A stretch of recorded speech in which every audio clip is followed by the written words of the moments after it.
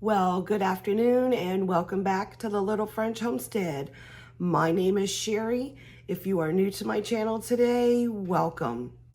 So I have been looking on, some different websites, and I am very disappointed with what's going on over in our country.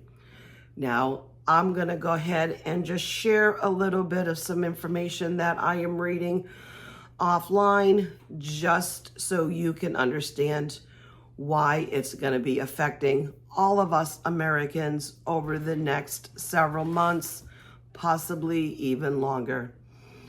So the Tyson factories have been closing many of their factories here in America.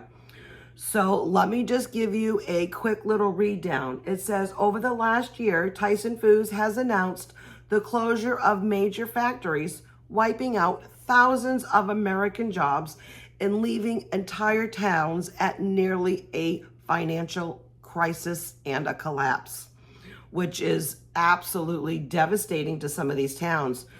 One of the towns is Lexington, Nebraska. It has a town of about 11,000 people, and the company has permanently closed its plant as of January 2026, cutting over 3,200 American jobs.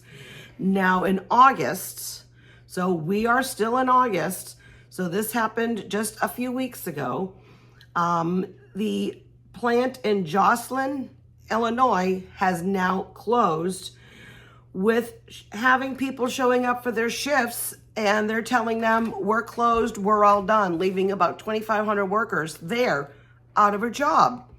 So this really has impacted the economy.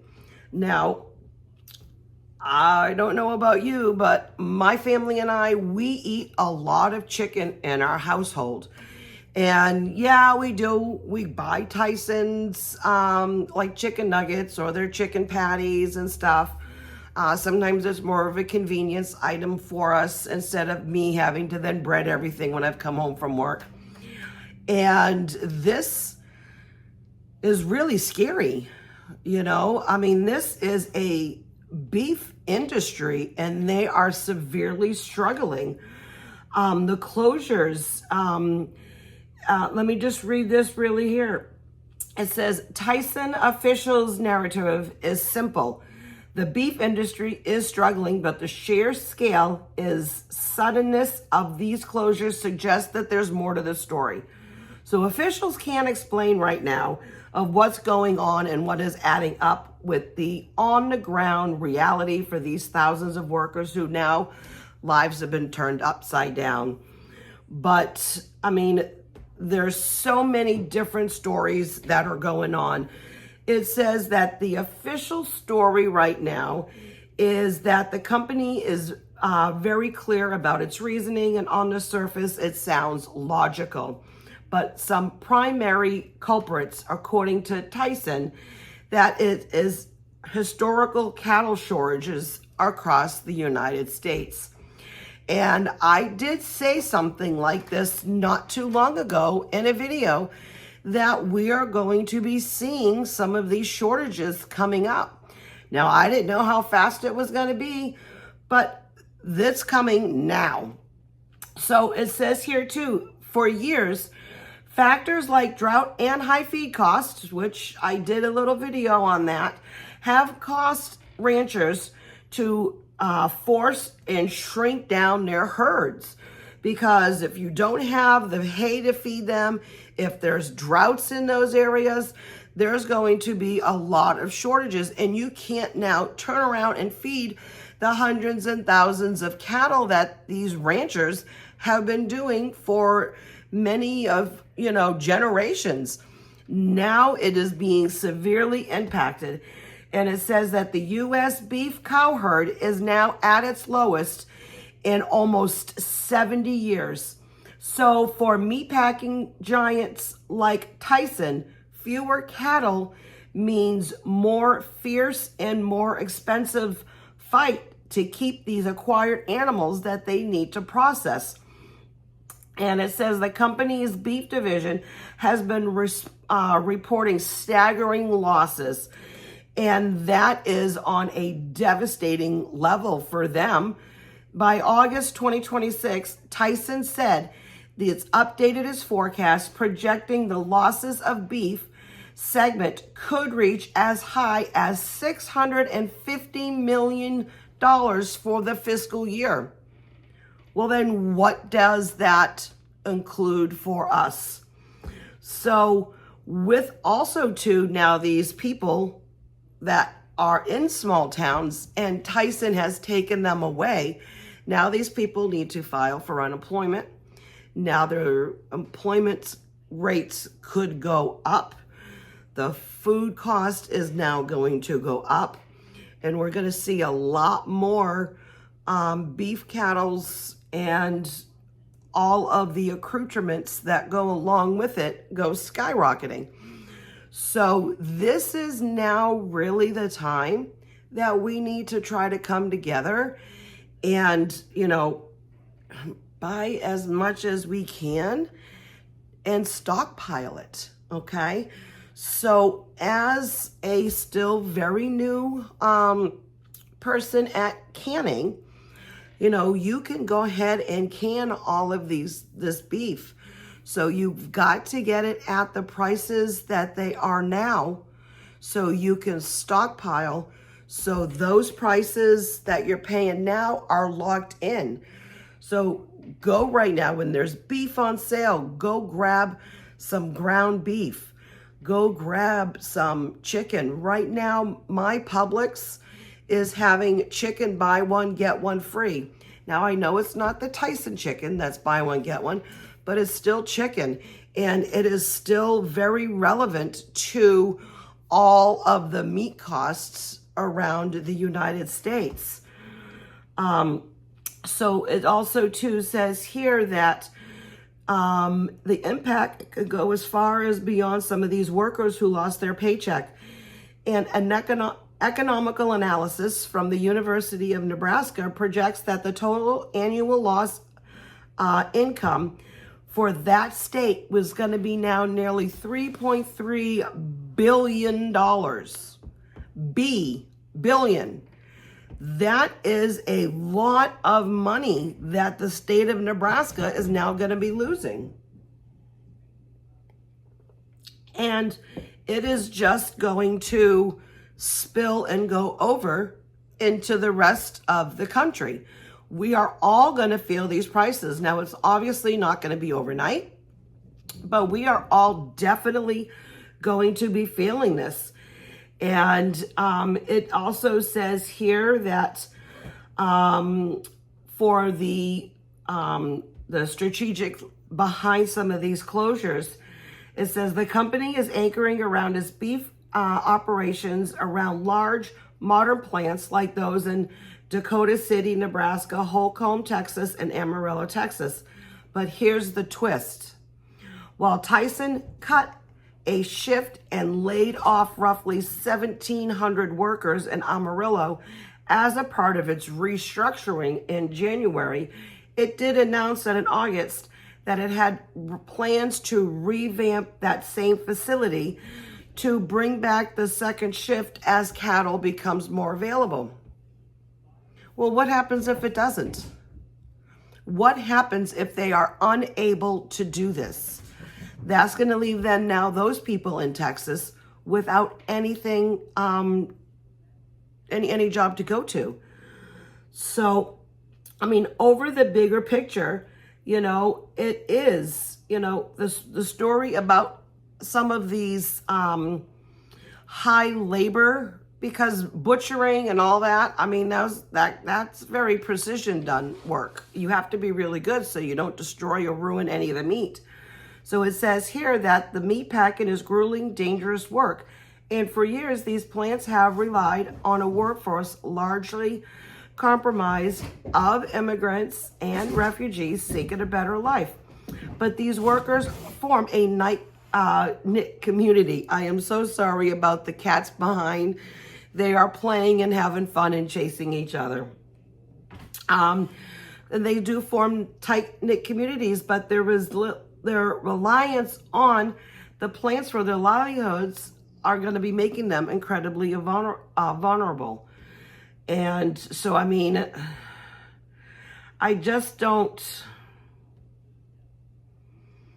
think this is going to be short term. This is going to be a long-term, problem. Once you start cutting back the feed and cutting back the water and cutting back the workers, to then try to get these workers and feed and all this stuff coming back up, I mean, the prices aren't going to come back down, for that hay or anything like that. So, I mean, and the droughts, sometimes a lot of these farmers, they depend on the natural ponds inside their, big farms. Sometimes they just wait till those big heavy rains come down, from the skies. Right now we have El Nino going on. So the only thing we're getting now is hot and humid and unbearable temperatures. And that's just going to continue to impact all of us. I mean, if you don't know, I live in Florida. I live in central west part of Florida, and we are now looking at our 4th or 5th day in a row over 95 degrees with a heat index of sometimes reaching up to 110. So, I mean, it is really bad. We do have a tropical system out there, but I mean, that's not going to cool us off, and with the El Nino going on, and that's just going to prevent the rains that need to come and happen over those lower half 48 states is not going to happen. So, I mean, in my personal opinion, you need to go and buy what you can now, freeze it until you can then get the time available to can it and pressure can it for you and your family. I mean, if you don't know how to pressure can or you don't run a pressure can, then that's fine. But I mean, bulk up if possible. Get that beef, get that chicken, get, sausage, get, all the beef and the poultry and stuff like you can right now while the prices are still low. Use those buy one, get one free sales to maximize your savings as the price right now. I mean, like I was saying, Publix has got them. They are in $25 for a pack, but you get like 7 to 8 of the chicken breast in there. Well, if you do the buy one, get one free, now you got 16. That feeds a lot, especially for a large family. We are a family of 5. I know there's families out there that are much bigger than ours. But I mean, if you break down the chicken, I mean, you can cut even the chicken in half and fillet it and get more chicken out of it, okay? You need to do what is best for you and your family, but these times are getting really troubling. And I'm really afraid that, these particular towns are just the icing on the cake, icing on the surface.